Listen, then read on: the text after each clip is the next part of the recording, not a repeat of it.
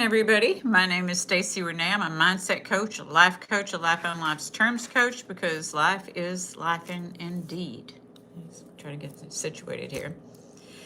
All right, so I'm trying to feed this algorithm while I wait for you all to get here this morning. Today we're talking about self-accountability, and freedom begins with choice. We've been talking about codependency this week. If you've not been on this channel before, we pick a topic during the week and we continue to expand and grow upon that, because healing is like done in levels and layers. It's not one and done. You're not going to watch one video and then be like, "Oh, this was enlightening. I'm healed." Not from me or anyone else, probably. Because I know for me, even with the amazing videos that I watch, and I'm not saying I'm better than anyone else, but with the videos that I watch, you know, I can't take in all this information. So I have to watch again, watch again, watch again. Repetition strengthens and confirms, as they say. So that's what we do here. This week we've talked about codependency because last week we talked about addiction. As a mindset coach, life coach, what I work with, my specialty is addiction recovery, codependency, and grief. Because I know for me, even in struggling with my addiction, having a sponsor, is that it took a village to raise this girl. I was pretty wild. And so in that village, I had a coach that helped me to continue to grow along while I'm working on trying to make things make sense, because I had always tried to make things make sense. When we look at childhood wounds and a lot of people didn't have, even if you had a great childhood, there were things that we tried to make sense out of. Hey, Mr. Simon Vidard, that maybe we didn't understand, and so we get on here on a weekly basis. You're having dinner? What are you having for dinner? So we get on here on a weekly basis and make things make sense, or try to make sense. We share different thoughts and perspectives, and we share them respectfully here. We've got a great support, great community here, on YouTube, and I hope that if you find Pizza Party, woohoo! Enjoy. That sounds like a great party. Enjoy it. Thank you for popping in here. I don't know if you'll be able to stay, but we're going to expand this week into codependency and, of course, get into a story here in a bit. I usually give people about 5 minutes to get on here, and then I'll start, going on with the topic, my notes and getting busy here. So have you had a great weekend? Sounds like it. Getting to have some pizza. Oh, you're going to come in 5 minutes? Okay. All right. Is that coming in here or going to to the pizza party? That sounds like a lot of fun. A super Sunday, a way to start the week, or, sounds great. So I hope you're going to have a wonderful week. We're coming upon September already. This time next week, Shalajaran, you're very welcome. Thank you for being here this morning. We're going to continue to expand on the codependency. We're going to have our story on how does that look? How does codependency look? Because a lot of times we aren't even aware. I didn't know that what I was doing was codependent, and like a lot of people, the labels and things can be annoying, but it is also good to know, oh, this explains it. This is what this behavior explains. This is what this disappointment explains, because codependency is a lot of times we have these expectations, and some may say it's an appointment with disappointment, or these expectations, because there's reasonable expectations and unreasonable expectations. Reasonable expectations are if I vocalized and expressed what my wants, needs, and desires are. That's a reasonable expectation, which is going to lead us into boundaries today, about being able to set boundaries. Boundaries are loving boundaries. They're not twisted or thrown off, because first off, we need to learn to set boundaries with ourselves, not to people please, not to seek approval, not to do these things, not to say I'm sorry when I haven't done something wrong.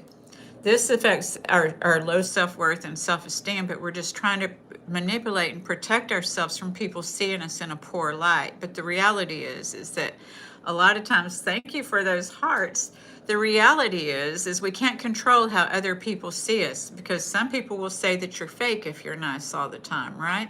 And sometimes we may even say that when someone compliments us, if we're spending our whole life trying to manage the way that people see us. And then when they do compliment us for a job well done, because we do jobs well done when we're codependent, is we may not even be able to accept the compliment because we haven't accepted ourselves. So this is about digging deep, and that's what we're doing today. So I'm going to go ahead and get started. And then of course there'll be probably a summary of some sort at the end. So we're talking about today, self-accountability begins with choice, and saying yes, can cost you your peace. Saying yes all the time. We have to get comfortable with our no's for our yes to mean something to some people, because they will walk all over you. Good morning, beautiful. How are you this fine day? I'm so happy to see you here this morning. Thank you for being here, all of you. And hopefully some more people will come in with us, but we're going to go ahead and get started, okay? So as we come to the end of this week and in our story, I want to bring, everything that we've been talking about together, because I don't want it to see these as separate conversations, because what I do is we build upon this, is that things, are progress, not perfection. And so it's not a one and done, this healing process. So that's the progression. So at first we began with the truth beneath the excuse, because a lot of us have excuses that are in the part of the default system, that we just have an excuse. And we don't realize it's an excuse because we may be so overwhelmed when we're trying to people please. Thank you, Shalajaran. When we're people pleasing, we may be so overwhelmed we don't even know we're people pleasing, but that's what happens, is when we don't know how to say no, we continue to say yes, and then people keep giving us more and more and more. And then we feel like I'm a doormat. We feel like we're nothing but a workhorse, kind of. I know I did.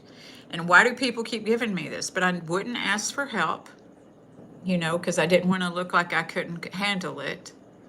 So, and then I just felt put upon all the time. So if you're feeling put upon all the time, you might be codependent. It doesn't mean that you are, but you might be. So took an honest look at the truth beneath the excuse, because nobody wants to think I'm making an excuse. So we looked at the rationalizations, justifications, and excuses that can keep us from seeing what's really happening, because we've learned this default system that we don't even know is our default system.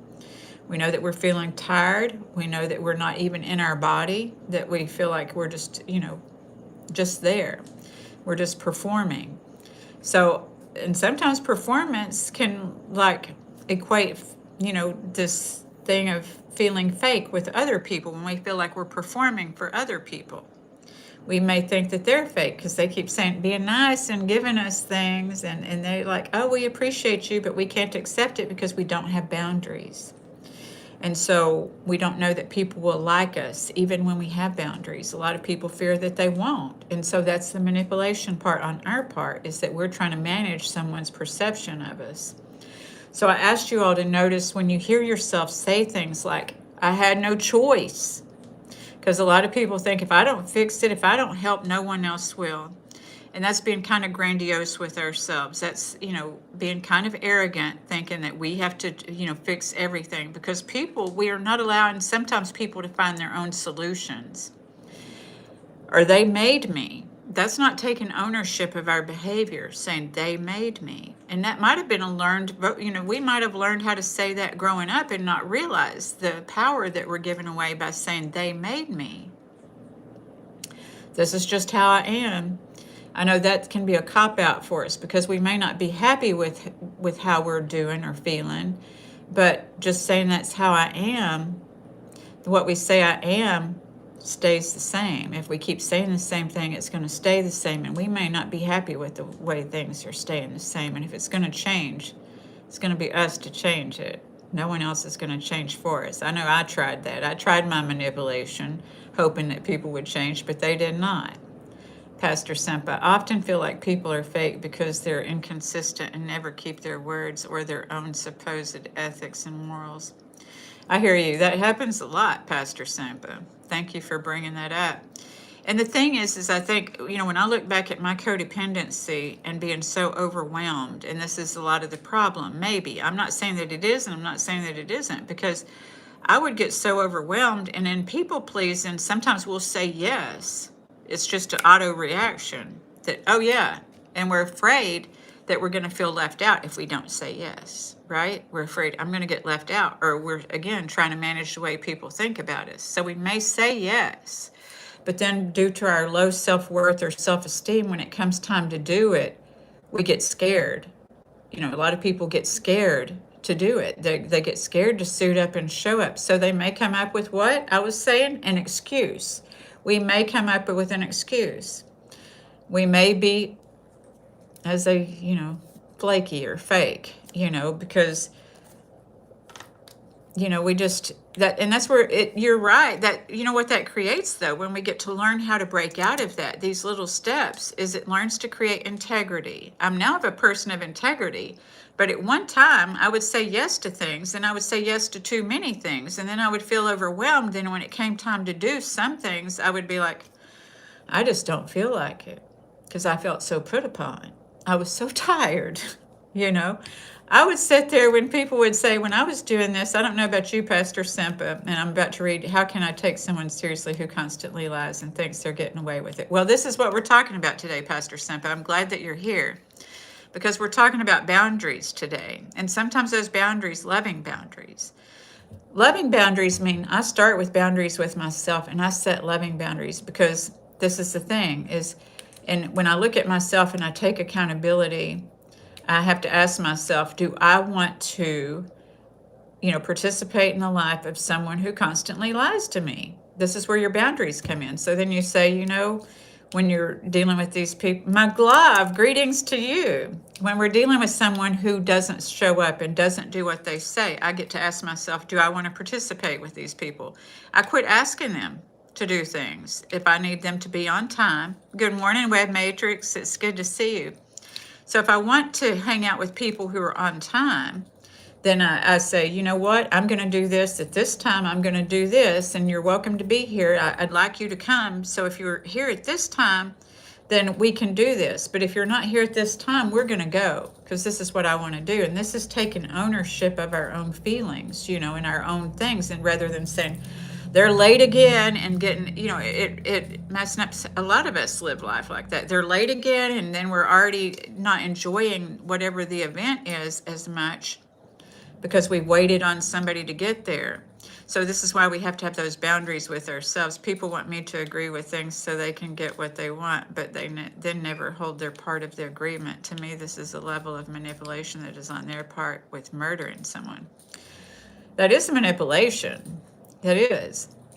This is why today's series is going to be good for you, because learning to say no. You need to say no to those people.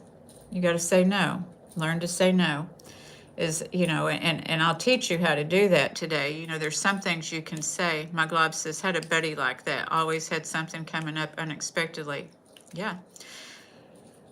We get to hold our integrity. You can't have integrity and have expectations. We talked about expectations and codependency. When I worked on my expectations, and this is what we're talking about now, is there's reasonable expectations and not reasonable expectations. And so you vocalized your expectation, because we don't want relationships that are transactional, right? But if we want something, we need to say, I want something, and not wait for somebody to pay back the favor, because they're not going to pay it back if we don't vocalize what it is. Because there is, reasonable expectations and not reasonable expectations. Not reasonable expectations are those that we have not vocalized. When we're doing something for somebody else, hoping that they're going to just know what favors to return, because they just don't know. And that's what I had to learn myself, because I had unreasonable expectations. When I would call my sponsor up in codependency, and I'd be complaining that I didn't get to do something over the weekend because of somebody, she would say, "Oh, you had an expectation." And I'd be thinking, yeah. And then I had to learn to use my big girl words and to let my self-esteem. So I had to grow my self-esteem, because it feels like we're not important when somebody negates us like that. And I've noticed that everyone does this, which means most people are murderers on a socially acceptable level. Well, I don't put it in that same frame, because there's certainly some psychological things and psychopaths and stuff. And I'm just a mindset coach, and I'm not a doctor, like I've told webmaster. But so I just think that a lot of people are, don't know how to say no, so they say yes. This is pretty common down here in Mexico. You get used to it because people will tell you they're going to do something, they're going to be there at a certain time, and they're not, and that's just the way that it is. And so I have to get an acceptance of what I want. Do I still want the person to work for me, even though I know they may show up 3 hours a day late? I've learned down here not to take it personally. So, do you feel like they're murdering your character when they are not in integrity? Because you've got integrity doesn't mean everybody else has integrity. And it doesn't mean that I have to judge anybody else because they don't have integrity. It means that they just haven't learned it maybe yet, just like me. I had a minister, in my church, and when we wanted to judge somebody, he used to say, when we get tempted to judge somebody, say just like me, because there's a time in my life when I didn't always suit up and show up. I had to learn to suit up and show up through recovery, because some people are so wounded that they want to hide, and I just don't need to make the wound worse. I can set boundaries, though, for myself and for others, that I'm not going to participate in this kind of relationship. So some people say, I couldn't help it, or I was only trying to. I used to do that. I used to play that innocent and blind thing. I was only trying to, but I wasn't innocent and I wasn't blind when I took my own inventory. What I was trying to do was to manipulate. And so I had to own that. And that's not pretty to own, but we can't heal it if we don't feel it and if we don't own it. It's not somebody, my character is my character, and it has nothing to do with somebody else's character, because that's the same kind of personality type, but in a different circumstance. So I think that people's biggest fear is being judged. That's one of the biggest fears. That's why public speaking, they say, is the biggest fear. But when we, and that's so cool that these things fall in right divine alignment, because I've got my notes here so I can look at the comments, but that's what the next comment says is, and instead of immediately judging ourselves, we start asking, is this an explanation, or am I using it to avoid responsibility? See, I can only change me. I can't change other people. I can only change me. So used to, when people asked me to do something in my codependency, I would say, when I couldn't never say no, what I would say was, well, I have to do this at this time, I'm going to do this at this time, and then I've got this over here that's waiting for me to be done, and then this, and blah, blah, blah, blah, blah. So I told everybody all that I had to do, that I didn't have to do, but that I said yes to. And so I was overwhelmed, and there was no possible way I could do all of that and show up for myself. Can't give from an empty cup. And so people would say, oh my gosh, I'm tired just listening to what all you have to do. Hi, saving the madamage. Thank you. Today's topic, as we're finishing out, we're going to do a story on codependency, on how that shows up, because sometimes people just don't know what codependency is, and it's the inability to say no. So today's story leads us to setting loving boundaries. What we're talking about today is loving boundaries, because a lot of people twist off, get mad, and then they're like, I'm setting a boundary, and then what happens is that later they may feel guilty about their so-called boundary, and then they're going to negate the boundary. Then they're going to try to fix it. So we end up in this spiral loop when this happens, because sometimes we keep putting up with stuff, like Pastor Sempa's talking about, and then we just blow up. And then the other people are like, they're crazy, they're quit acting crazy, and then they're going to do this. And you may be with a person who doesn't have the ability, the capacity to, deal with your emotions, and they never did. But see, then in manipulation, we're trying to make people care about us that don't have that capacity to prove something to ourselves. So we talked about what's the payoff here, because there's a payoff when we keep participating in a relationship or something that makes us feel bad. It's what it's doing is it's telling us over and over the same thing.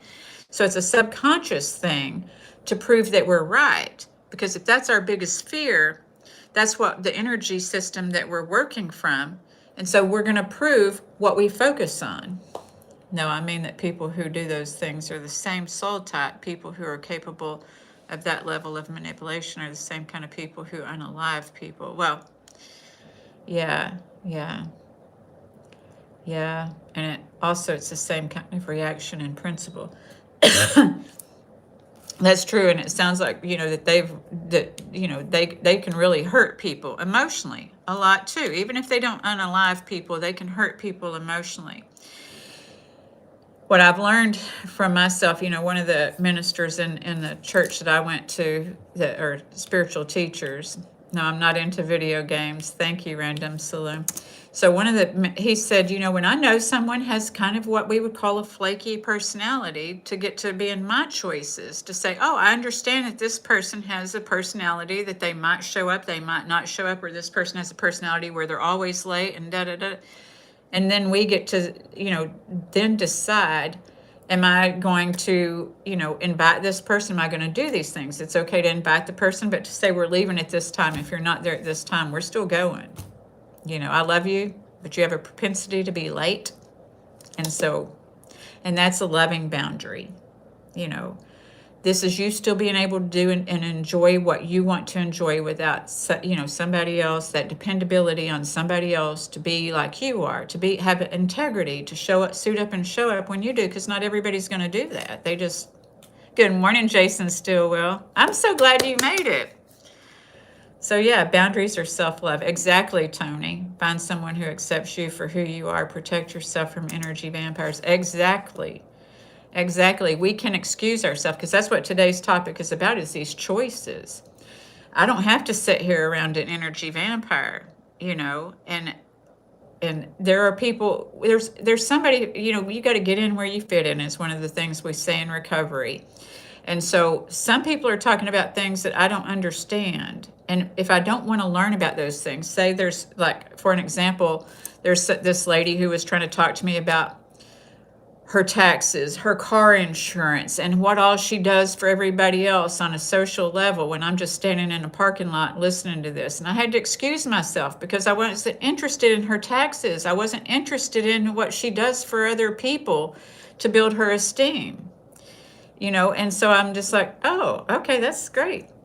All right, well, good, have a good day. See you later. I don't have to stand there and keep, listening to something that's not, and it's not to mean that somebody else doesn't want to listen to that. So it's about letting her be free and letting myself be free, so she can go talk to people who want to hear about her taxes. And then I can go do what I want to do, so it's not being held captive. Some people will hold you hostage. That's a term we use. So I get it, Pastor Sempa. Some people hold you hostage, these energy vampires, because they want you, sometimes we feel like, I know for me, sometimes I feel like, because they want my approval. So they're just trying to, and it's like, you don't need my approval. You don't. No one needs my approval. So my kids don't, my daughter don't even need my approval. Pastor Sempa, the problem is that the governments and our energy vampires are without, well, I'm not even getting into government talks. We're going to talk about ourselves, because we're healing our self, cells, and soul here. So that's all we can do. Saving the madamage. Believe manipulation. I know it does, as a result of being judged too much of others. And sometimes it isn't entirely relevant a person's fault, because they tend to be manipulative for the same reason. I was manipulative in my codependency. I didn't realize I was manipulative. I did not know, because I didn't know I was codependent. But my survival skill was manipulating, because I didn't feel comfortable asking people for what I wanted, needed, and desired. So I would hint. That's manipulation. Hint. You know what? And then I would even do that in conversations. If I was in a partnership with somebody and I saw the way somebody else was being treated, I'd be like, oh, I like the way that is, rather than saying, this is what I need. See? I had to learn in codependency to keep the ball in my court, not to compare myself to others, and not to accuse somebody of things, but to keep the ball in my court when I'm talking and expressing myself to someone. This is the way that I feel. This is what I want. This is what I need. Can we do this? Are you willing to work on this? I'm willing to work on this if you are. Because a partnership is a partnership. It's not a manipulation, but how many people are trying to manipulate their partners and don't even know it? I used to. So sometimes what we're at in the sentence is it this a manipulation, this judgment of ourselves or someone else? Is it an explanation, or am I using it to avoid responsibility? Because saving the mad image, you are right. There are so many people, that manipulation, that was a manipulation, that parking lot conversation, because it's like, why are you telling me about your taxes and insurances and what you do for other people? I don't, I didn't ask about any of that. And I don't know why you would tell me that, because I don't know about y'all, but I don't like talking about taxes. I don't like. So because understanding why I did something doesn't mean I have to deny what it caused. When I know why I did something, I don't have to deny what it caused. I work with a lot of people in codependency. Is we may get defensive. We may think that when somebody is saying something in conversation that they're talking about us. If I say to somebody like, what am I trying to say? I don't like when people do this, and somebody says, well, I'm not doing that. I wasn't even talking to them about them. So in codependency, sometimes we make things about us that aren't about us too. Just like some other some personality disorders, saving the mad image. I love the fact you're providing examples of your own experiences and being straightforward yes, saving the mad image. Thank you, because this is, I actually have the hands-on experience that, of this kind of stuff, because I had to heal from this stuff. I had to learn about expectations, about, it's kind of arrogant for me to think that I have to do everything for everybody. This is that sense of self-importance, is that why did I want to do that? Well, I didn't feel important unless I was performing and doing everything for everybody. That gave me a sense of importance. That was the payoff. When I talk about what's the payoff, because a lot of people think I'm crazy when I'm like, what's the payoff? It's like, am I getting that sense of importance because I don't have boundaries and I say yes to everything? Thank you, Tony. And then I have to learn to set boundaries. I have to love myself, because we teach people how to treat us, is what I learned. We teach people how to treat us. So if I teach people that I'm going to take everything on and then get mad because they keep giving me everything and I haven't asked for help or I haven't told them no, then that's an unreasonable expectation. So when we're talking about those expectations, because they're not going to just know. And even if they do just know, doesn't mean that I'm not teaching them that you can just throw everything at me. So we have to, and it's not to teach people a lesson. How many people are passive aggressive? I know I was, and teaching people a lesson, right? And so we still don't feel good about ourselves when we teach people a lesson. I didn't anyway. So then Wednesday, we looked at the why beneath the why, if you missed Wednesday's talk. So because sometimes our first answer isn't really the answer. Why do I need to defend myself? I talked to someone earlier this week that, and I've told y'all this, is that when somebody said, well, you were late at this, and then they're like, well, I do this, this, and this, and this, just like I used to tell people. We're talking about codependency today, Bradley. Thank you for being here. We're talking about codependency. A lot of people are unaware how codependency shows up in our lives, whether it's in us or with somebody else, because people will try to get you to take their stuff on, like was said by saving the mad image. They will try to manipulate you and get you to take their stuff on. They will say, you made me feel this way. And that might be a way that we learn to talk, and a way that we learn to communicate, when we say, you made me feel this way. We have a choice. So that's what today's topic is. Thank you, Bradley.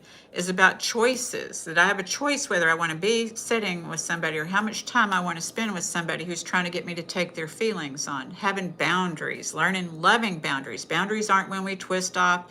A lot of times we're afraid of conflict and confrontation, and we don't know even how to say, I'm afraid of conflict and confrontation. We're like, if I say no, it may come out like, if I say no, they may feel rejected, and I don't want anyone to feel rejected, because I know what it feels like to feel rejected. And the reality is that we're still feeling rejected if we're talking about feeling rejected, because it's not our job to manage other people's emotions. That doesn't mean not being kind to other people, because we are kind people, I like to think, most of us. Sometimes we just don't know what we know until we know, and that means other people sometimes don't know what they know until they know. But we do teach people how to treat us. And we have to learn how to treat ourselves and not let ourselves be a doormat. So, We might have learned in our family of origin or in a partnership that we had to defend ourselves all the time. You may be in a, you may have been in a relationship at some point in time. There's all kinds of relationships, whether it's your family relationships, your school relationships, your friendships, your church relationships, there's all work relationships, there's all kinds of relationships. So do I feel like I need to defend myself? A lot of times when people keep putting stuff on us and on us and on us, then we feel like I have to defend myself when we do one thing wrong. We're focused on that one thing wrong rather than, did I want to even do all of this stuff? And this is a sign of codependency. For me, I never asked myself if I wanted to do all this stuff, so it's about learning what we do want to do. Bradley. I had a child approach me to buy them tobacco products last night, and I told them absolutely not. Clear line between how I felt and doing what's right. Very good, Bradley. That's good. I'm glad you did that. Yeah, because sometimes you can get in trouble for doing that kind of thing, and that child needs to, there's a reason why we don't do that. I'm not a therapist. I'm a coach. Thank you. So saving the mad image. Is codependency better conceptualized as a manifestation of borderline person? No, it's not a cluster B. It's not a cluster B personality disorder. Codependency is a learned behavior, typically. Thank you so much, Bradley. I appreciate that. So codependency is a learned behavior. A lot of people learned it, and it's gone down for several generations, several ages, because we don't know, like I said, what we know until we know. A lot of people have had alcoholism. It's really predominant with alcoholism, and that's how codependency became founded. Was Melody Beattie, wrote a book called Codependent No More, and it was in the 70s. And then, there's also the Codependence Guide to the 12 Steps, which is how I worked on my codependency, was through the 12 steps and learning myself because I didn't even know myself. We talked earlier this week about how some of us didn't really receive autonomy growing up, that we were molded into what our parents wanted us to be, and that happened to them, and it happened before them, and it happened before them. And so it's like breaking those cycles and interrupting the patterns so that we can really know our own true freedom and peace, to be comfortable in our central nervous system. Because when we're performing, when we've learned to perform for love, when we've learned to perform for acceptance, our central nervous system can become dysregulated. We may be anticipating, we may have learned, so we can unlearn this. We may have learned that I have to anticipate other people's needs and strategize how I'm going to get through this life, which keeps your central nervous system, your autonomic system, running on high alert. And so until we can address our mind and body together, because you have your amygdala that travels, that gives messages down into your body. You have a gut brain and a mind brain that are always communicating, but typically we don't trust our guts, right? And everything like that. There's these sayings, is I've got a gut feeling. And so it's linked to intuition, but a lot of people get intuition and expectations confused. And how this sounds is like, expecting the other shoe to fall. A lot of people focus on that. That's their expectation. And they think what that means is if one thing bad happens, then another thing bad's going to happen. But when you learn what that term really came from the early 1900s, 1920s, when in New York they were building apartments upward, and the neighbor upstairs come home, takes their shoe off, and the neighbor downstairs is waiting for the other shoe to fall. That's what that means. It doesn't mean that because one bad thing happens, another, because if you're taking your shoes off, that's not bad. And if you're downstairs and hearing a shoe fall on the ceiling is your worst problem of the day, that's really all right, right? So it's about really getting to know ourselves in the context, because we've accepted a lot of things that we thought made sense that really, didn't mean what the term we learned to expect from it. So we built an expectation around hoping for the best but expecting the worst, waiting for the other shoe to fall. When it rains, it pours. You probably, like I grew up in the South, this is pretty much common language. So this helped to build these expectations that I'm talking about, that if one thing happens, then it's just everything's going to roll downhill, right? Another one. So we've accepted these things and not the higher picture, the better picture. And because we thought this is our reality. But what was the reality in the 1920s wasn't the reality in the 70s. And when a lot of people with codependency have dealt with addiction. And there's a lot of control and manipulation from the addict onto the person who's codependent, and the person who's codependent learns how to manipulate these things. For me, I grew up in an addictive home, and we used to hide the beer as kids from my dad when he passed out. That's a codependent behavior, is when we're trying to manage what another person does, wanting to control that. So I hope that was helpful. Pastor Sam, I don't believe in this philosophy. Abuse is real. I'm not saying that abuse isn't real. I'm talking about us, though, what we can take. I'm not talking about being a victim, because we all are. Probably most people taking a breath of air have been victims of something. But I don't want to stay a victim. I don't. And so if someone doesn't want to stay a victim, and this is about releasing the power of what being a victim was, the power that being a victim had over me, those fears, is healing the fears. That's what I'm talking about here. And I totally understand if that's not what you want to hear today. So that's okay. But I'm talking about healing those fears so that I can live life to the fullest, not be limited. Because, see, for me, I lived a limited existence in my fears. But if I can break out of my fears and not let people that were existing in the past have power over me today, that's a good day, right, y'all?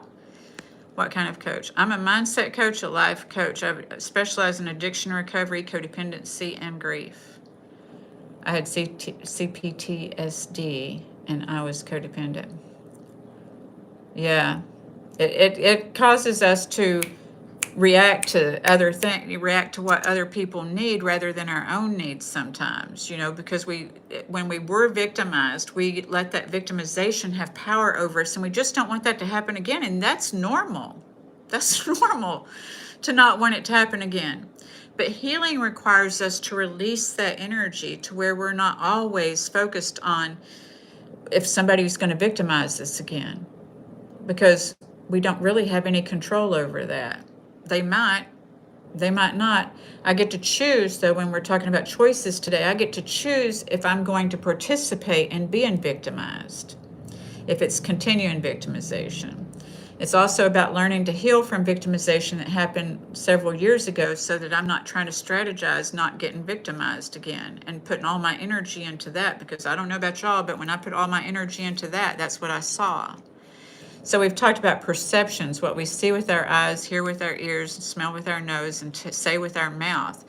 It becomes our personal reality, as Dr. Joe Dispenza says. Your personality is your personal reality. And so we may think of that, this is just who I am, like I was saying earlier. We have control over it. We have power over who we are if we choose to. So that's claiming our own autonomy. So why do I need to defend myself? Why do I need to be right? We may feel like I'm always wrong all the time, so we're trying to prove that we're right. And sometimes we're trying to prove we're right with people who are what? Because there are people who are abusive. And so if you're with an abusive person, or you have an abusive person in your life, and you're trying to prove you're right, they're always going to come out louder and harder than you. So you get to say to myself, am I going to participate in this kind of relationship? Set a boundary. I'm not going to talk to you when you're raging like this. I'm not going to participate in this. That's one boundary that I set with somebody who was loud, and had to be right. Because there's some people who are committed to misunderstanding you, and it behooves them to make you feel small, to try to make you feel small, but only you can make you feel small. We have a choice on whether I'm going to participate in this relationship or not. Now with work, it might be different. I'm not saying go quit your job. I'm not giving any advice here. I'm just sharing my experience and sharing what I can to help you feel, to know that you're not crazy. I don't know what happened here. I think I had alcoholism, not so much no more. That's good, my glove. Maybe you just used it as a coping mechanism for a while. I had alcoholism and I'm not going to touch alcohol. That's a healthy fear, is me not touching any alcohol. I haven't drank in 29 years. We can't expect, no, we cannot expect people to have the tools to defend or get away from or recognize. No. All right. But I'm trying to give information so that we can recognize. That's what I'm trying to do. Saving the metamage. Understand addiction studies and substance abuse counseling is a major branch of psychology. And I'm following a psychology degree these days, and your previous streams have been real helpful. Thank you so much. I'm glad, because I do hope that it helps you in this, because a lot of times people tell me that I've helped, and I'm not saying all psychologists, because I had a psychologist. Psychologists are good. A lot of times those psychologists who haven't had an experience with addiction recovery or codependency, or, most all of us have experience with grief. So, but the thing is that, even listening to psychologists, because I spend a lot of time listening to psychologists on YouTube, and they will tell you that there are psychologists who have not had experience in narcissistic abuse. And some of them will keep you trapped in a relationship with what? Somebody like what Pastor Sempa's talking about, where this person is incapable of having empathy for you. This person is incapable of seeing your side of things. This person is committed to misunderstanding you. And this person will, say that when you said something that you didn't say it, and they'll also say that you said things you didn't say, and so it makes us feel crazy. And so it's about that. So what is integration of 3 times respect? I don't know. I don't do math. Thank you though. Okay. All right, let's keep the comments nice in here. Hey Luke, it's good to see you. We're talking about codependency and boundaries today. I'm not talking about math of this, Svach Segal. So the wiggly. Okay. Well, y'all keep your comments nice in here, please. We're talking about a topic, and I've never met a psychologist who isn't deluded. So how can you expect normal people to navigate abusive people? I don't know that there's any normal people. I know there's abusive people.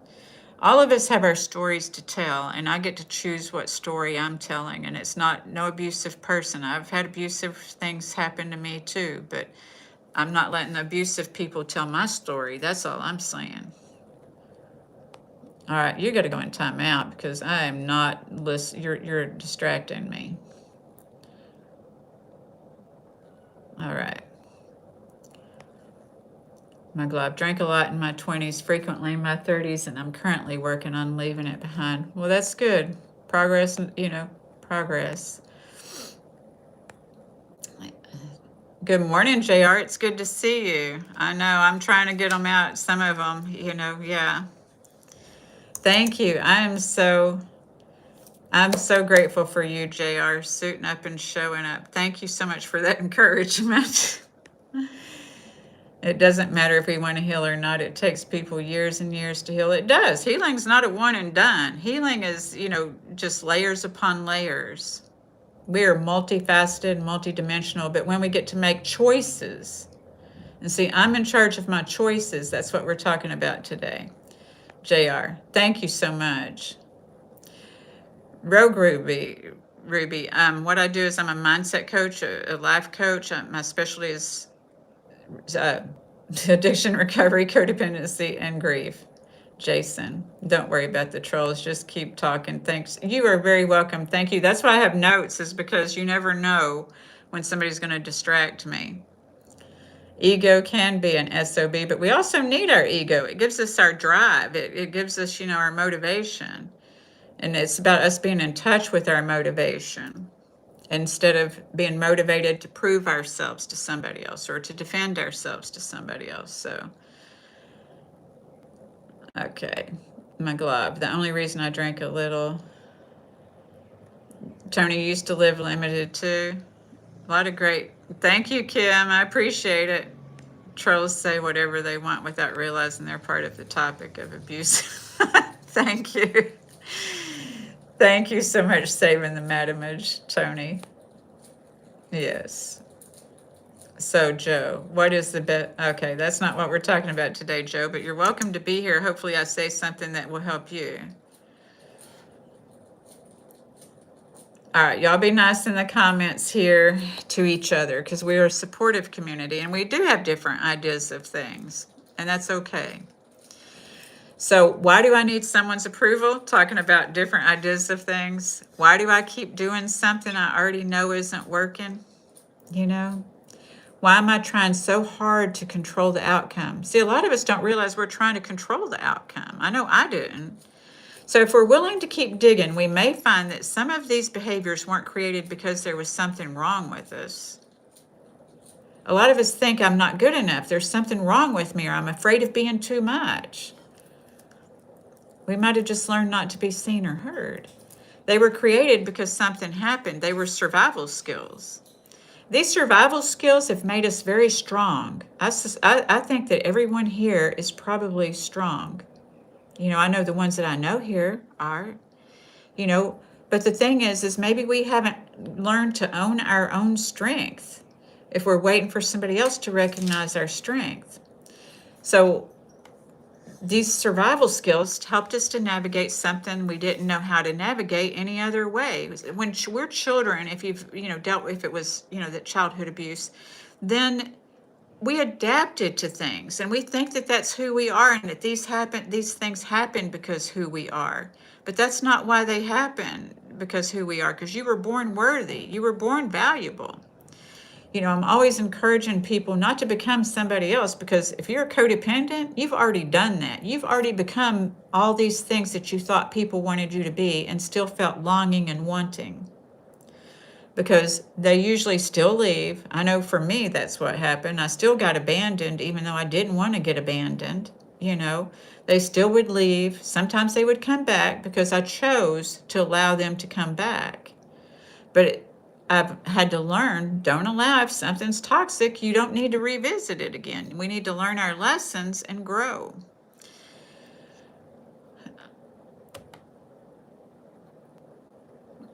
Well,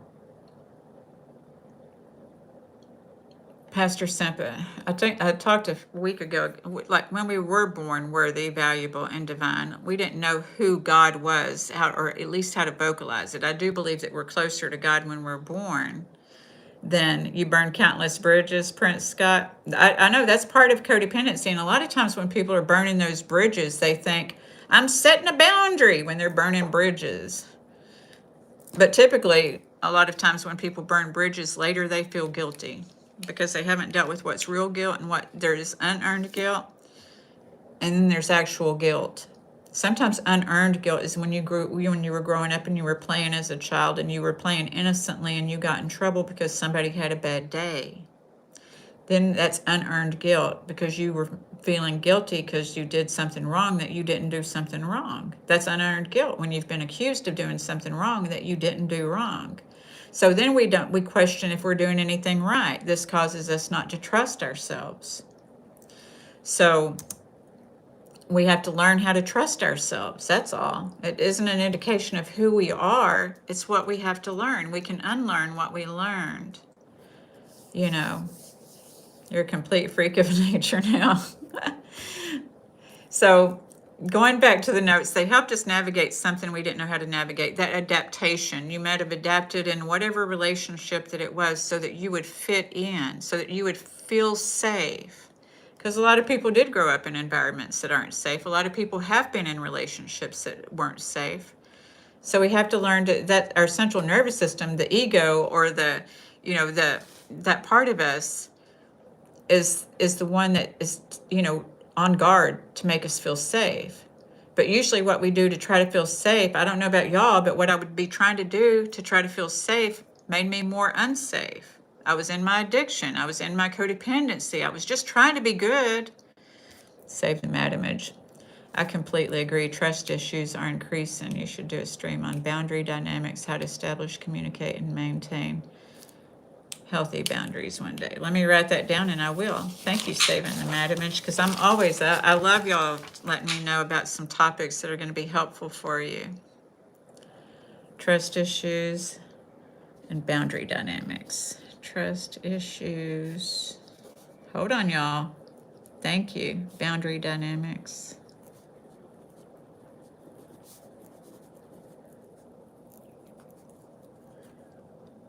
How to establish, communicate, and maintain healthy person. How to establish.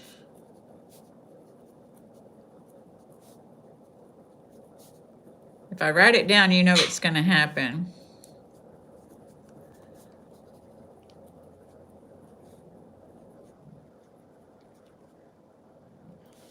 Healthy personal boundaries. Okay, I'm almost done, y'all. I'll get back.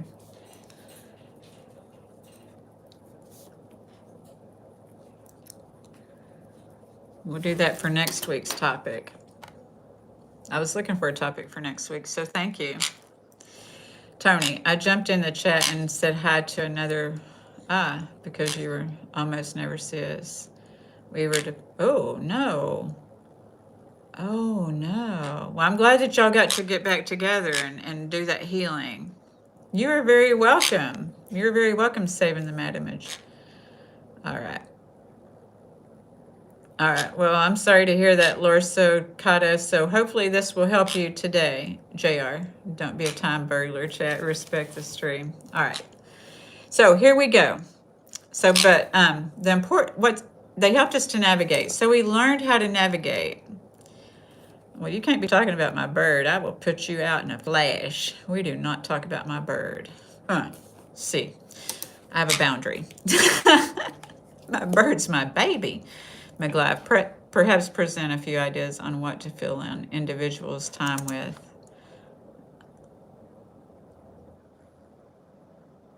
Thank you, Mr. Dunham. Good morning. That's exactly what you've worked on, Jeremy. Hello, Jeremy. How are you? That bird's in my lap. So what's important to me is that I don't believe healing requires us to shame ourselves for what helped us to survive. So this is the thing, is that we're not going to hate on ourselves for people pleasing. We're not going to hate on ourselves for seeking approval. We're not going to hate on ourselves for those things. We're going to realize the assets, the qualities that those things gave us, and heal the why we learned that, so that we're not trying to navigate from the I don't want this to happen, so that we're able to see our own strength and that we're able to navigate towards what we want to happen. That's what I do as a mindset coach and life coach, is what do you want? I had to learn, what was I afraid of when I was in counseling, and had a coach and a therapist. What am I afraid of, and what do I want? Because what I want is on the other side of what I'm afraid of, So understanding where something came from doesn't mean we have to continue to carry it. You see, that's healing, is I don't have to continue to carry this pain that I'm trying to strategize not to have again, right? So that's where self-accountability comes in. And that's not to be mean to ourselves. Self-accountability just means I'm able to own this. You know what I mean? So self-accountability isn't blame. It's not beating ourselves up. It's not finding another reason to tell ourselves we're not good enough. It's being willing to become honest enough to look at ourselves, the good, the bad, the ugly, all of it, and say, this is mine. This is mine. No one, if I do something good, it's because I did something good. If I did something bad, it's because I did something bad. It's not anybody else's to own. So I get to say, I apologize, or I regret. It's not just a simple, like was said earlier, with Saving the Mad Image, it's not just simply saying I'm sorry, because a lot of people have been victimized, and the other person, if they're lucky, they get a blanket I'm sorry, but the same behavior continues because they're just saying I'm sorry. They're not adjusting the behavior like a real amends does. Good morning, Running Man. Ashley Angles. Hey, Ashley, it's good to see you this morning. Hello. So when we're able to say, I own this, this is mine, this will eventually bring us the self-esteem we've always been looking for, that maybe we performed for, that we just kept trying to get, but we just didn't know how.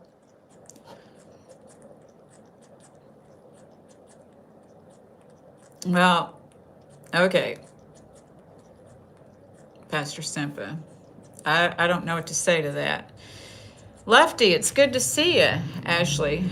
That's the Grinch. This is the Grinch. No, Running Man, I'm not a shrink. I am a coach. I'm a mindset life coach, and I help people to navigate through a lot of things. A lot of people deal with addiction recovery. If it's not within them, it's outside of them. A lot of people deal with addiction. Codependency, a lot of people aren't even aware of what codependency is. It was coined in 1970s and it was placed as mandatory in the Betty Ford Clinic when women were healing, when it became aware that women had alcoholism too, and that they were healing from codependency. All right, Running Man, you don't have to be here if you don't like life coaches. So that's where we moved into what's mine and what isn't mine to own. So because this is where I think self-accountability becomes freedom.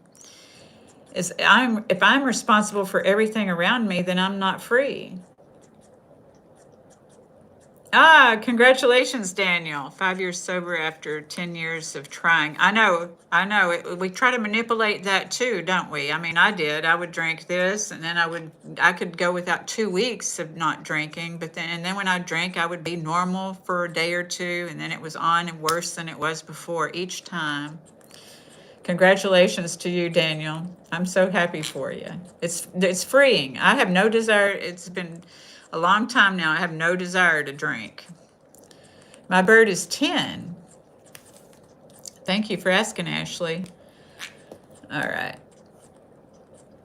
I think I can teach you how to say bye-bye. I'm not dealing with this today. Not today. Not today. Some days I'm like, okay, because a lot of people, when they come on here talking crazy, they turn around and they're like, oh, okay, thank you. And they end up subbing, which is really cool. But some days I'd have it, some days I don't. It's a Quaker parrot. Mike Piccolo, we don't talk about my age on here. We don't talk about my dating stats. We don't say, we don't troll here. And we don't talk about religion and politics either. Okay? He is a good sidekick and companion. You're moving house very soon. Congratulations, Ashley. I love to talk about our wins on here. Solibcom. I'm from Fort Worth, Texas. So if I believe I keep everybody happy, I'm not free. If I believe everyone else's choices determine my peace, I'm not free. If I think I have to fix another person's consequences, emotions, decisions, or life, I'm giving away something that belongs to me. Can you put your bird on your finger? Yes, I can. Just a minute and I will, Ashley. You're going to leave anyway. You sure are. Okay. Saving the meta image. I was reading about the clinical indicators where a patient shifts from codependency to healthy interdependence and about counterdependency and hyper-isolation. It's mind-blowing. I know, right? We don't realize how powerful our minds are, do we? I'm so happy you're studying that and working on that, because we don't realize how powerful our minds are.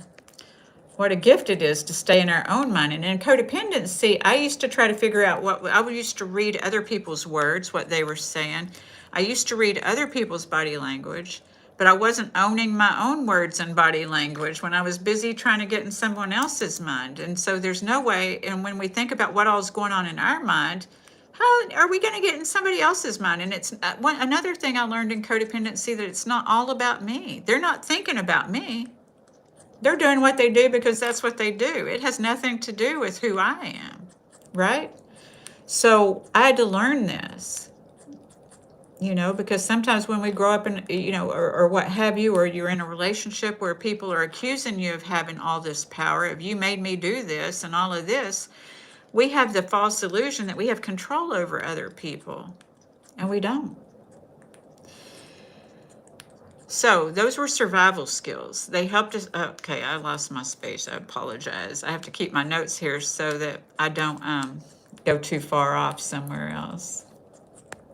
Oh no, you lost me for a second. Thank you, Bay510. Good morning, Pammy. It's good to see you this morning.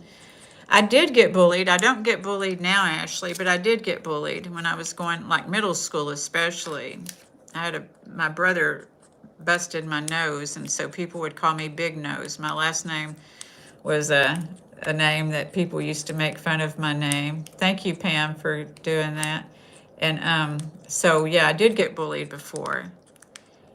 And, some of us bully ourselves afterwards. This is where a lot of, when we look in the mirror, we bully ourselves sometimes. So I have people do a lot of mirror exercises.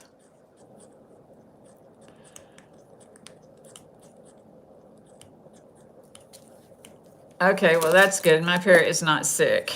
Saving the mad image. Yeah, they're definitely not thinking about us. It's more like a feeling of controlling others and finally ending up with emptiness. Right. And it's trying to prove our worth, right? Saving the mad image. It's trying to prove my worth to someone, and not everybody's going to see your worth.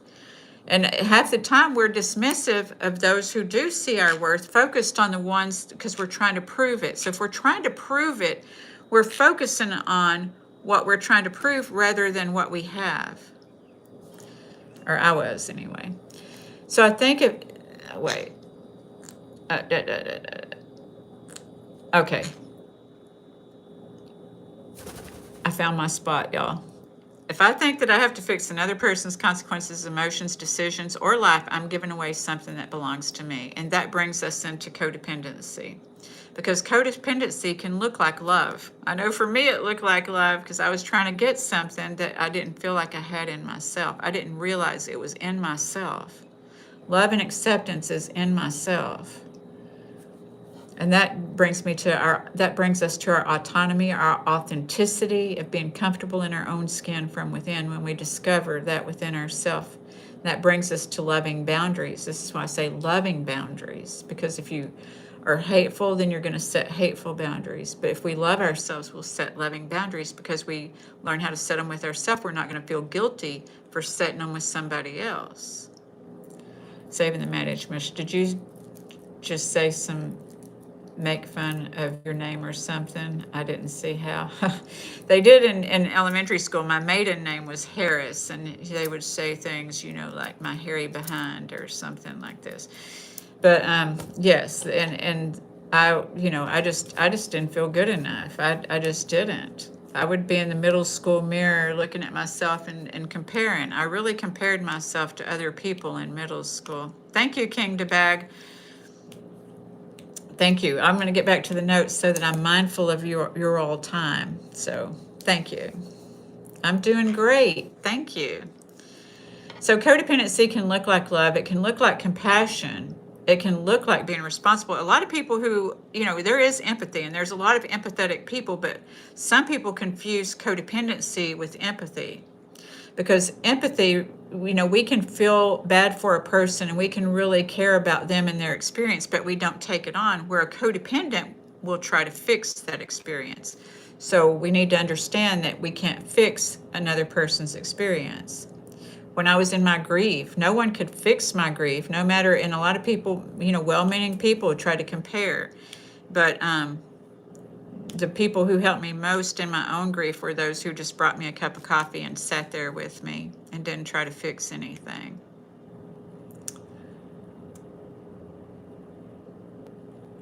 I cannot explain how people with leverage try to control us. Guns, money, and food. That's not what the topic is today. It's about us being comfortable and learning how to love ourselves. I'm not focusing on those people, but thank you for bringing it up. So what's the difference between codependency and caring for family members that might need help? Well, some people, we have to know who we are, I think, is for one. Know who I am. Am I doing this because I'm obligated to do it? That's the difference. Because if I'm doing it just because I think I'm obligated to do it, that's not doing it from my own autonomy and authenticity. Because a lot of people learned how to do obligations. When I do something, it's because I want to do it. No one questions, is she just doing that? Is she just saying that? Is she just, because I know my own authenticity. So the same comes back. I know that if somebody does something for me, it's because they want to do it for me. I never question, are they doing that because they're just trying to look good? Because I know that myself, I'm not doing anything because I'm trying to look good anymore. I'm doing it because this is what I want to do. And so there's a different kind of energy that we carry when we're doing something because that's what we want to do than if we're doing it because we're obligated. Like I say, our words are expressions of our thoughts. When we say I have to, I got to, those are obligations. When we say I get to and I want to, those are our authenticity. All right. Was that helpful? I hope it was. Because a lot of people feel like because their parents did something and their parents did something, they need to do something, but they may not even have the emotional capacity to do it. They just feel obligated to do it, if that makes sense. So it can look like compassion. It can look like being responsible. I'm not responsible for everybody. I am not. My daughter's 31 years old. I'm not responsible for her anymore. I don't need to tell her what to do. She's brilliant, she's bold, and she's beautiful. And I trust myself and I trust her too. So it can look like a person that, codependency can look like being the person everyone can count on. It can look like helping, because I know I used to think, I'm helping. Sometimes helping isn't helping. Sometimes helping is enabling. All right, Pastor Sampa. Well, you've had a lot of really bad experiences. I hope that you get to heal from those. Who said you looks good? Thank you. All right, Parker White King, you're going to be out of here in a minute if you're just here to troll, okay? But if you want to, I hope you'll stay and learn something here, but I don't need your comments distracting if you're going to say some weird things. I honestly thought there's no big difference there in the past when I was younger, and when I started studying more, I realized what codependency and empathy really are. Yes, there is a difference, right? All right, I don't even know how to answer that, Vaughn. So I hope that y'all will stick with the topic. I'm going to go back to the topic. This is why we put out these, some of the distracting comments and stuff so that I can remember where I am. That's why I have notes.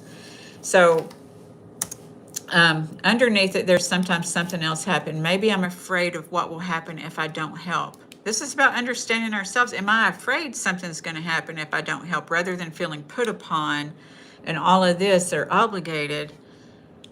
Am I afraid something, because I know that I've worked with, and I did it, and I've worked with people who do it, is like, if I don't do it, no one else will. Well, they will. They will. You don't know that because you're always doing it. But you're not letting them figure it out. Am I helping or am I enabling? Because sometimes people are capable of doing it. They just don't have to unless you let them. So maybe I'm afraid of what will happen if I don't help. Maybe I don't know who I am if I'm not needed. A lot of people like being needed because they associate that with their worth. And you're worthy whether you're needed or not. You just don't know yet if you haven't tried that, learned it. Thank you, saving the mad image. Wow, paragraphs. I'm dizzy now. Okay. Maybe I'm afraid of what will happen if I don't help. Maybe I don't know who I am if I'm not needed. Maybe I learned that keeping everyone else okay is how I stay okay. Maybe I learned that saying no means I'm selfish. Maybe I learned that somebody else's disappointment means I've done something wrong. See, just because somebody else is disappointed, you got to get comfortable with your boundaries, because trust, there's going to be people disappointed, especially if you've been a doormat and you start learning to set boundaries. They're going to be disappointed. They're not just going to say, oh, look at them. They're learning to set boundaries, when it has served them for you to serve them. Okay? Because some people will treat you like a servant. I just had to set a boundary with somebody who was like trying to get me to manipulate me and things like this. And, I can love people and still set the boundaries with them. It's not ugly boundaries. I'm like, look, don't call me, don't message me anymore until you're clean, because I'm not going to subject myself to people talking crazy to me, because I can't help somebody if they're if they're trying to manipulate me and they're using and twist things. I'm not going to waste my energy. Thanks, Kim. I love y'all.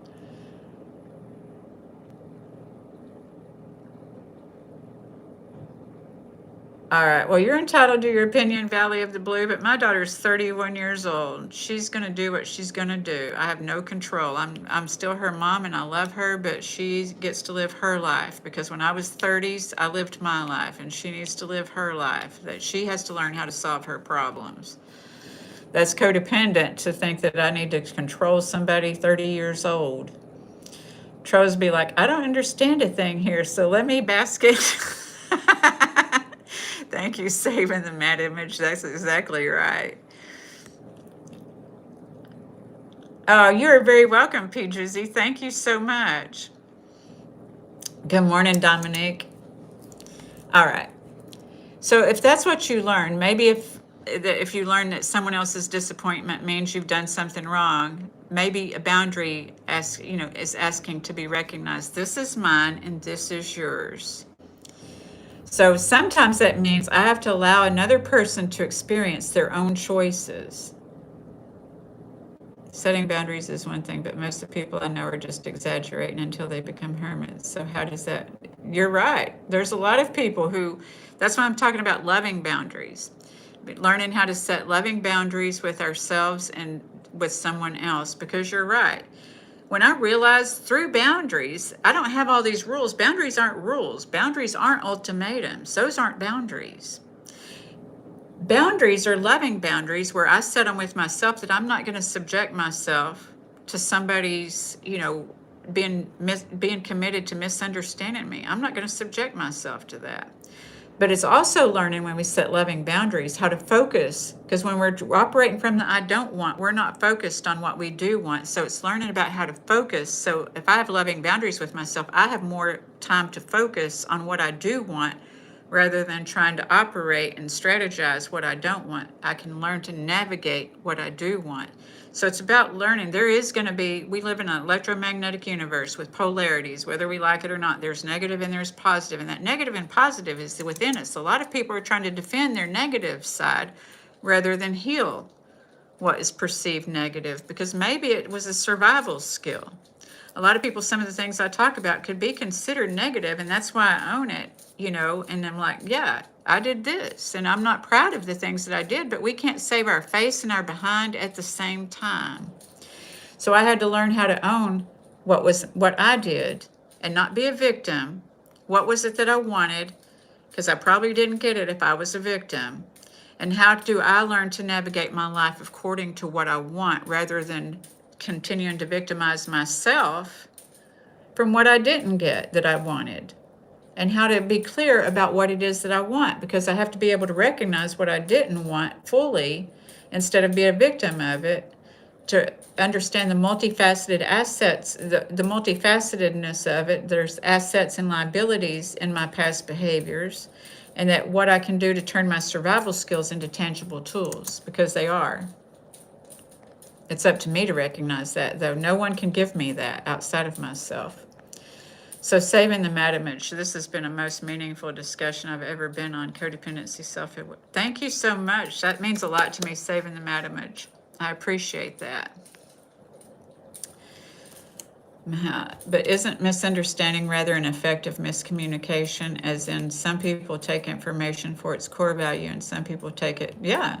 We're all going to have misunderstandings. We don't have to be understood 100% of the time, and we don't have to understand 100% of the time. We have to get comfortable with asking questions, saying, did I understand this right? I know I used to be afraid to ask questions because I was afraid of appearing stupid, but I had to learn how to ask the questions. Am I understanding this right? Or is this okay? Or what have you, to learn to communicate. Because that's the thing, is miscommunication is just maybe we didn't learn to communicate it, or we're supposed to continue to grow in our communication. I do believe that we do learn to continue to grow because we don't know what we know until we know it. So that's it. Because all of us, life is an adventure. There's no plateau to where you can grow. So sometimes that means I have to allow another person to experience their own choices instead of enabling. Not because I don't love them, because a lot of us, I do believe here even, grew up with that fear of failure. And maybe our parents tried to cushion that fear of failure so we wouldn't feel it. Some people back in the old days, they were afraid if their child failed, then that would reflect poorly on them. But the reality is that all of us fail at something sometime, because we don't all have to be perfect at everything. This is why I promote unity and community and support, because there's always somebody to grab a hand, and help the next person.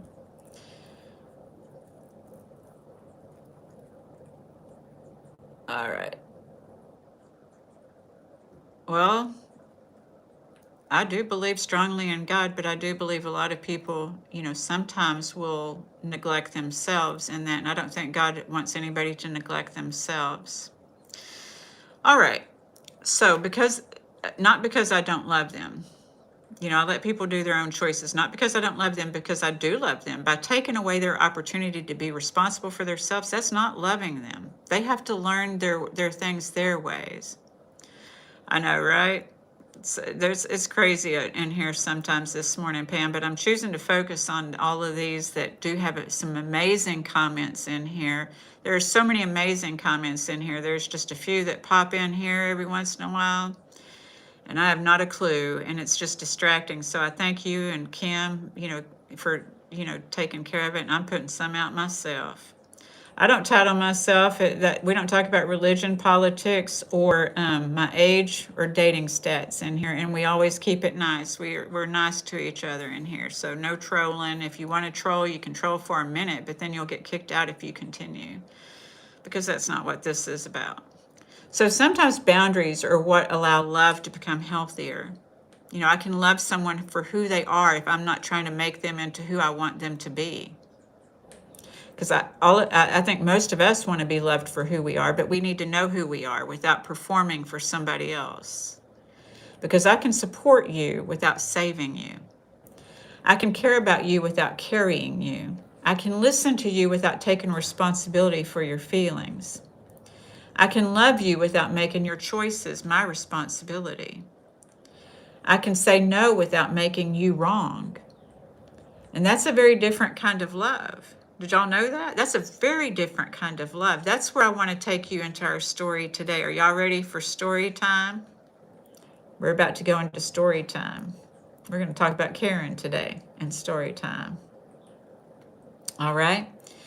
So let's just take a deep breath as we're heading into story time so that we can hear this story, because I like to do the stories because sometimes we can relate more with the stories. Our ego, the things that I may say there, may have people say, no, no. Thank you, Saving the Mad Image. So, but sometimes we can relate better with a story or a show, because some of us just disconnected from ourselves and everything. No, we need to understand them first. Thank you for asking that, Mahaya Alexandru. We need to understand, because there's reactions and there's the responses. I choose to respond to things. A response comes from my central nervous system being okay. If I'm reacting to something, it's my the automatic nervous system that's answering for me, because it's just like, it's that high alert that I got to prove something. I got to do this. I have to be right. I have to, or whatever. I have to be seen. And, I've had to learn sometimes there's conversations that go on around me that I don't need to be a part of. I just need to listen to. There's some that I need to speak up in. And I know the difference now. When I was in my codependency, I wouldn't even hear the conversations, because I'd be wondering if what I was going to say was going to be good enough to make people like me. Or to sound right, because I didn't know how to communicate. I had to learn to communicate with myself so that I could communicate better with others. And communicating with myself was taking that journey to my whys. Our WHY''S will make us wise, WISE. So let's take a deep breath and talk about Karen. Let's talk about Karen. Okay, so let's take a deep breath in. Hold it. And release. Now, if you're still here, if you like this content, I encourage you, if you will, please hit that like button and subscribe if you haven't subscribed already, because I'll be back on here tomorrow night at 6 p.m. and I'm going to be talking about how to establish, communicate, and maintain healthy personal boundaries. And it will be in different levels. It will be our weekly talk next week. And I'm going to break it down because healing isn't just linear. It's like a rocket to the moon. It's like little by little climbing the mountain, you know? So here we grow. So I want to tell you about someone I'll call Karen. Howdy, Quagmire. Thank you, JR, for those pink hearts. So Karen was the person people could count on. If someone needed something, Karen was there. If there was a problem, Karen figured it out. If someone was upset, Karen tried to make it better. If someone needed help, Karen helped. And for a long time, Karen didn't see anything wrong with this. She considered herself loving, responsible, compassionate. She was proud of being someone people could depend on. But what she didn't realize was how much of her identity had become wrapped up in being needed. She had learned somewhere along the way that saying yes made her valuable. Being helpful made her feel important. Keeping other people happy helped her to feel safe. She didn't consciously choose this. This was programming. So she kept saying yes, even when she was tired. Even when she didn't have the capacity. Even when she really didn't want to. And then something interesting started to happen. She became resentful. She felt overwhelmed. Everybody giving her everything to do. Why are they all giving me all their work? Why are they all expecting me to make them feel better? No one cares how I feel. Right? That's how resentment sounds. She felt overwhelmed. I don't even have time for myself. She felt like nobody appreciated everything she did. And she would think, why am I always the one who has to do everything? But this is where self-accountability asks us to go deeper, okay? Not to be mean to ourselves, not to blame Karen, but to become honest. Karen wasn't responsible for everyone else's choices, but she was responsible for the choices she was making. She had been saying yes when she wanted to say no. She had been taking things on that belonged to other people. She had been trying to prevent other people from experiencing discomfort. And she had been calling it love. Eventually, Karen had become so overwhelmed that something inside her finally said, no. And this time she actually said it out loud. No.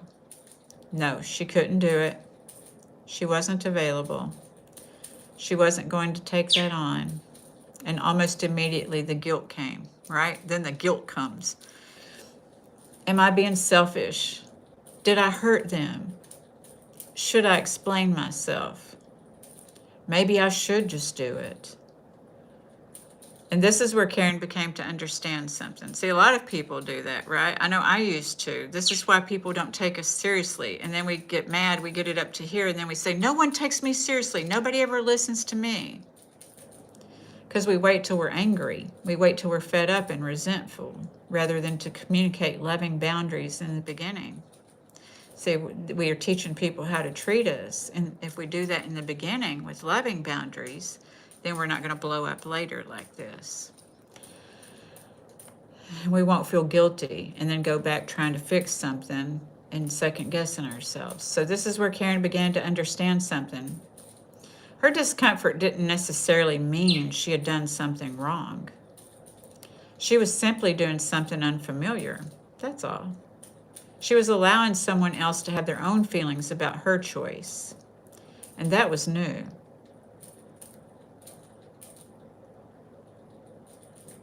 She had to learn that another person's disappointment didn't automatically mean she had caused harm.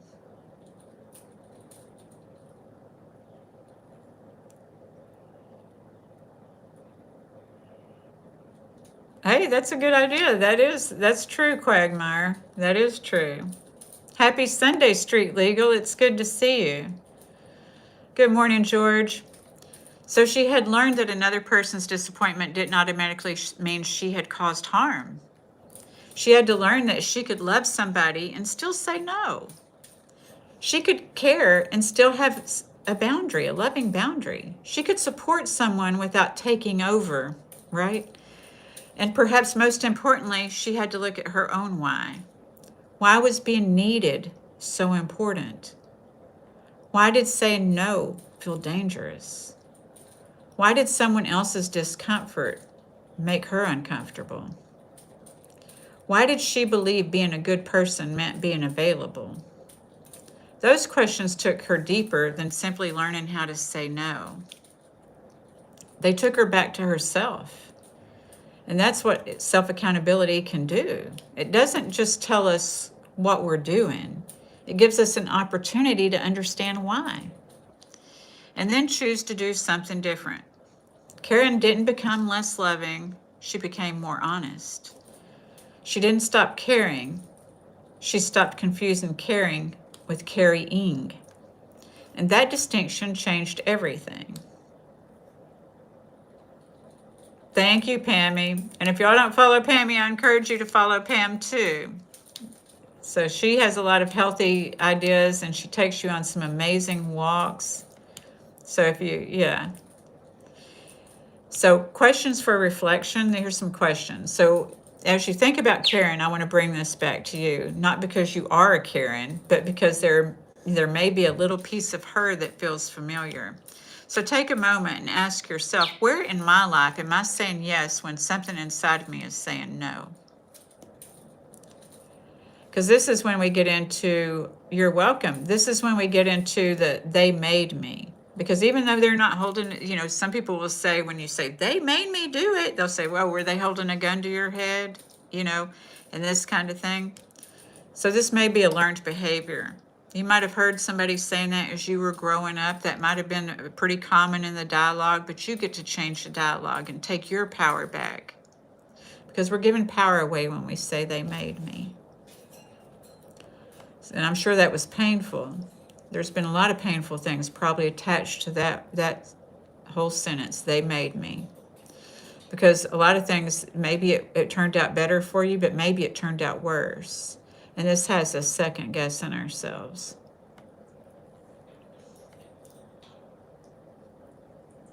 Hello, John. So what am I afraid will happen if I say no? Thank you, Saving the Matamudge. Thank you very much. I appreciate that. So a lot of people, I think, can relate to that story. So what am I afraid will happen if I say no? I know that when working with people, a lot of people say, well, I'm afraid to say no. I'm afraid to set boundaries because I'm afraid they'll feel rejected. And this is that because they usually follow up with, because I know what rejection feels like. And the thing is that they're working from the thing about, I know what rejection feels like. So they're still afraid of feeling rejection, because if they say no, they're going to feel rejection. So this is when we say everything's a mirror. This is what that means, is that it's a mirror. I'm afraid they'll feel rejection. I'm afraid I'll feel rejection. I'm afraid they'll feel this way. I'm afraid I'll feel this way. And the common word there is fear.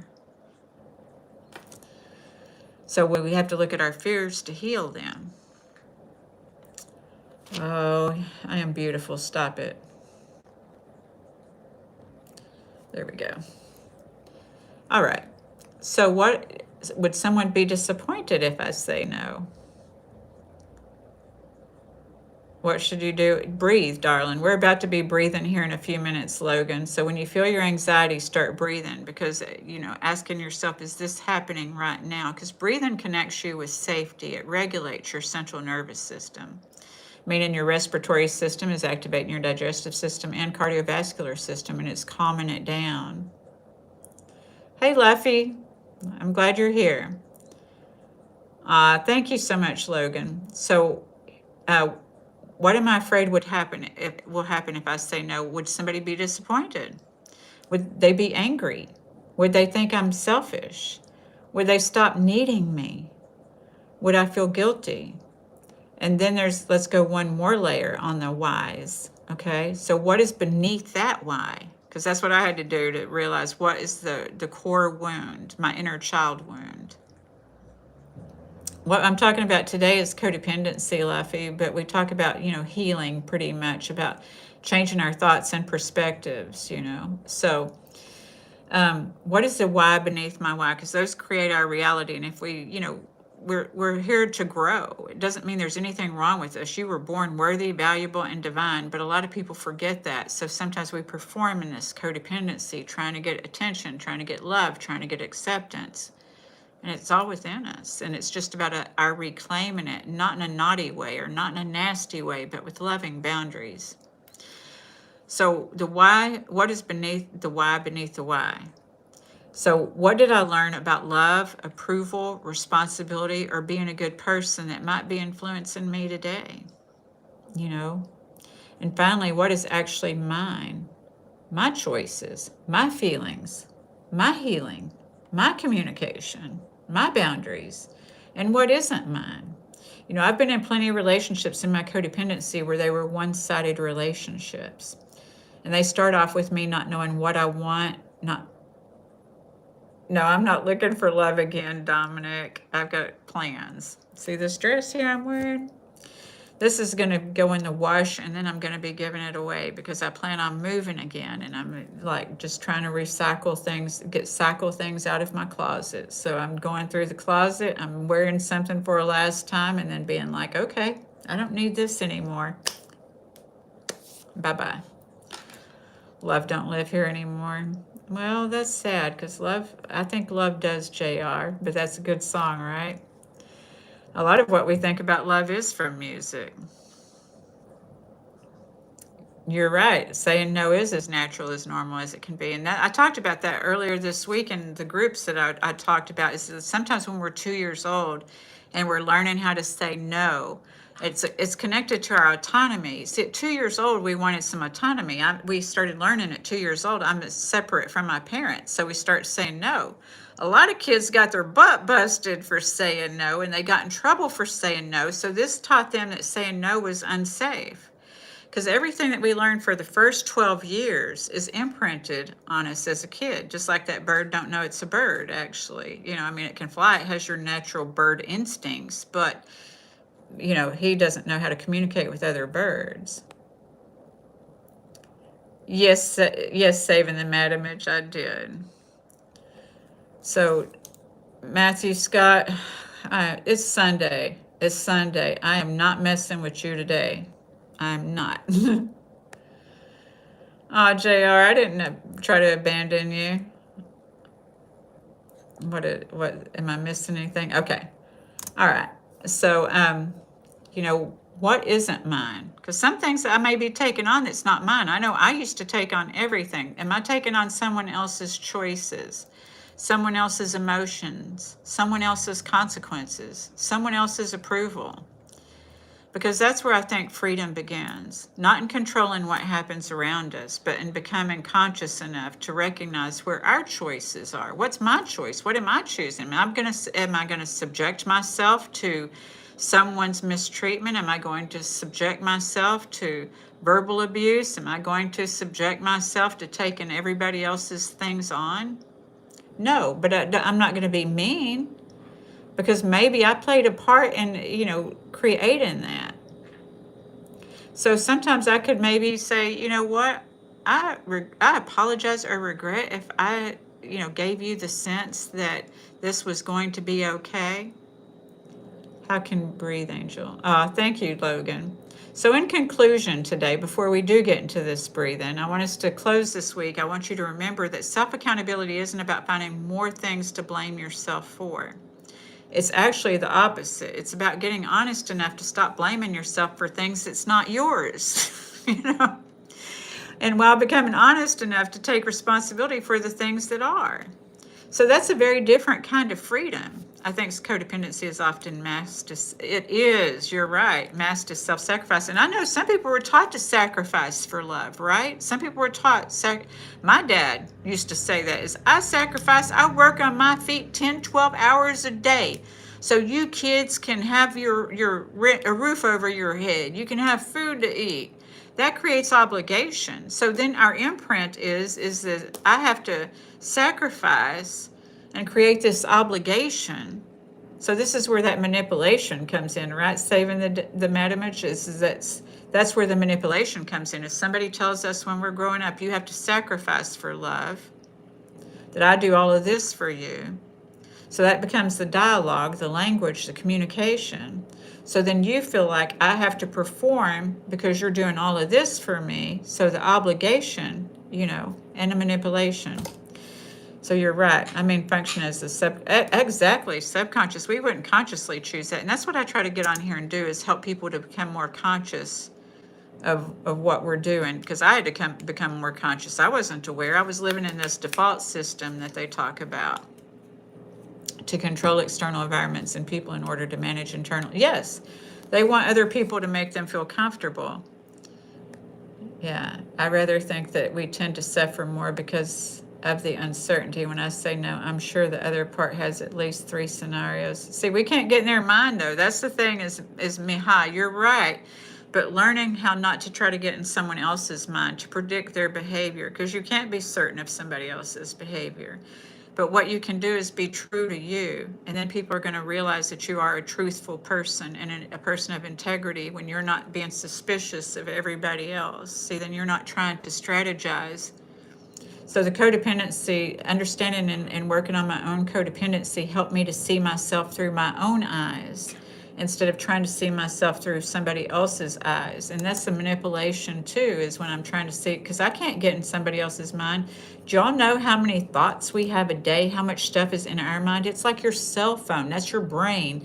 Is, all those old phone numbers you haven't dialed in ages, that's stuff that's going, there's stuff floating around in your brain like that. When we look at our cell phone and all the data that's in there, our brains are so magnificent. We have all this data and all these messages in our brain.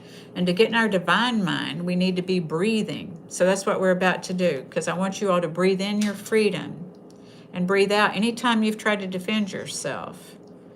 Sometimes you do, but defense doesn't look like I have to be yelling at somebody, I have to do this. Defending myself can be when somebody accuses me of something, just rather than taking it on. Because one time I did hear somebody saying, oh, well, Stacy's been subbing for me, so, in something, and it's like, I didn't say anything. I just thought, oh, they'll know the difference because my work clearly stands out above their, what they're saying, because I do a perpetual inventory, and I do this and I do that. And so I know what I could do, but I didn't feel comfortable saying it. I didn't feel comfortable saying, no, I didn't do that, because a lot of times people get mad when someone accuses them. I don't have to get mad because somebody accuses me of something, but I can clearly say, no, I didn't do that,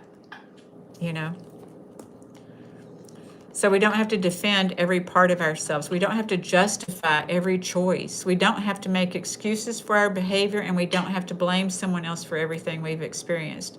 We can understand our history. We try to make it make sense, and we learn these survival skills to make it make sense, to try to strategize, not getting hurt, and it's okay. It worked for a while. But, sometimes it just don't work anymore. So we have compassion for the person that we were. We can recognize the survival skills we developed and then get to ask, does this still belong in my life? So this is choice, and that's freedom. So let's release things that you've carried that's not yours and breathe in what is ours, this multifaceted, multidimensional person that you are. You've become a lot of things for a lot of other people, but becoming yourself for yourself, remembering your birthright, that you were born worthy, you were born valuable, and you were born divine. You didn't know any difference when you were born. Our parents didn't mean anything when they were 2 years old, and we get in trouble because their parents they got in trouble when they were 2 years old. And when you start saying no, that not all no's are bad and not all no's are good, but knowing your no's, so you can get comfortable with your yes. When you do say yes, yes, I want to do this. And when we don't want to do something, to say, no, thank you. All right, so we're going to breathe now. Y'all ready? Y'all ready for this? Let me catch up the comments. I didn't realize. Thank you, Gotti. Saving the Madam Mitch. I wish you were one of our lecturers at our University of Michigan. Well, thank you. That's a very honorable statement. I just love that you said that. Thank you so much. All right. Well, I'm not even messing with any trolls right now. We're going to breathe. We aren't even looking at that. So I want you to breathe in your freedom and release what's not yours. We're going to do 5 of those if you're new here. And if you're new here and you like this content, please subscribe. And if you haven't hit that like button and you like the content, please like. And know that I'll be here tomorrow night at 6 p.m. and we're going to talk more about boundaries. So let's just take a deep breath in.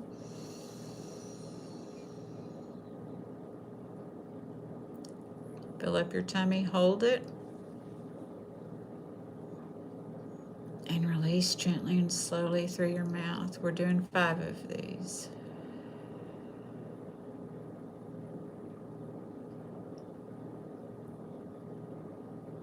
Breathe in, filling up your tummy. Your shoulders will rise, your heart will open.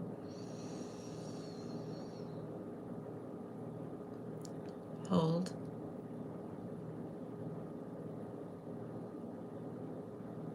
And release.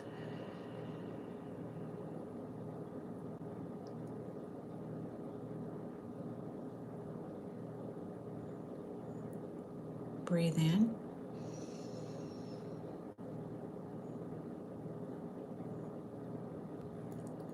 Hold it.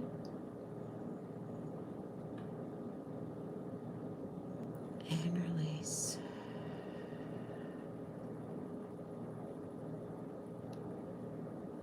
Just 2 more. Breathe.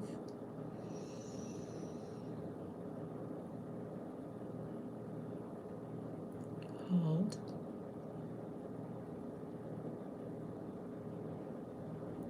Release.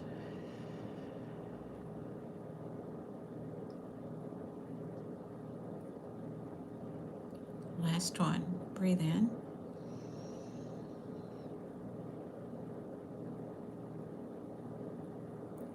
Hold it.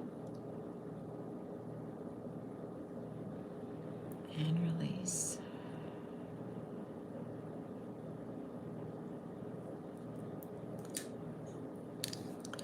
What that does is that helps you regulate your central nervous system to feel safe, to be here and present and now. Thank you, JR. I appreciate you. I appreciate all of you. It's like belly breathing makes us more focused. Exactly, exactly. Thank you, Saving the Madamage. I want to thank you all for being here. And for those of you who stayed on topic and you had some amazing comments in here, I appreciate you all for doing that. I love your participation. It fills my heart. And I want to thank Kim, as always. Darling, I love you. And I thank you for moderating, and Pam too. And I thank y'all so much for being here this morning. It is helpful for anxiety. You are very welcome, JR. Thank you all so much for everything this morning. It's a great way to start the week, and I hope that it helps you to start the week. And I'll be here tomorrow night. We're going to talk about the boundary dynamics, how to establish, communicate, and maintain healthy personal boundaries. Okay, thank you so much, Saving the Madamage.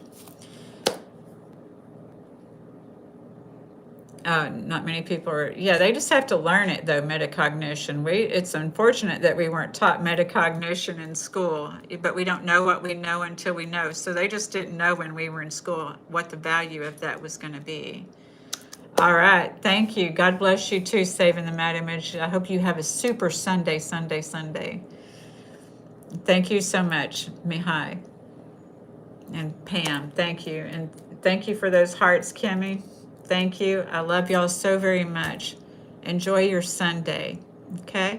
I appreciate you. Thank you for being here with me this morning. It means a lot to me. You take care too, Mahai. So, all right. I will see y'all tomorrow night at 6 p.m.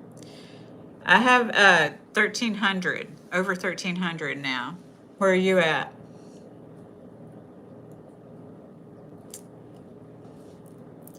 Alrighty. Y'all take care. Yours is the same? Well. Oh, you're ahead of me. Yeah, but you're on here a lot more than I am, I think. Thank you so much. All right. Y'all have a great day. Much love and many blessings. Thank you.